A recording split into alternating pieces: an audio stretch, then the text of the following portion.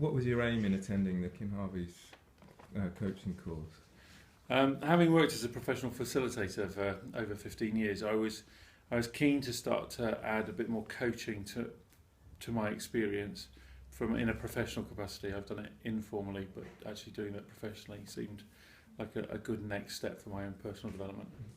To what extent did you achieve the aim that you set out with?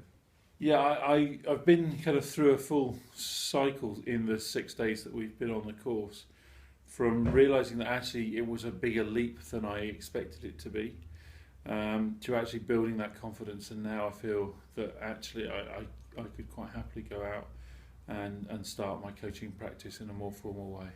What was your key learning? What's the one or two things that you're taking away particularly? I think some of the stuff that I really wanted to pick up was about the Gestalt and whole system approach to coaching and generally to change. When I got that in bucket loads, that was great. But probably the key learning for me was that I spend most of my time working with questions in order to stimulate a group to respond as a facilitator.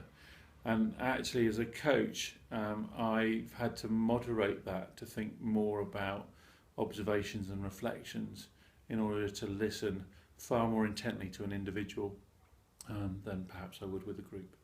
And how do you think that might be useful for you as a facilitator going back to work with groups? I think the awareness is powerful.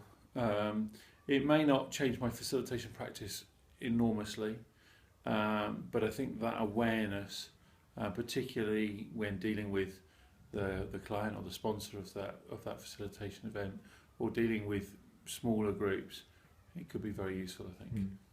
And what would you say to people who are considering the course, maybe on the edge of booking or not booking? What would you say to them? I think, I think having toyed with the idea for 18 months or so before finally committing, I definitely made the right decision. I think you'll know if it's the right thing for you to come and explore. And if you're on the edge, as you say, then I'd go for it. 6 days well spent.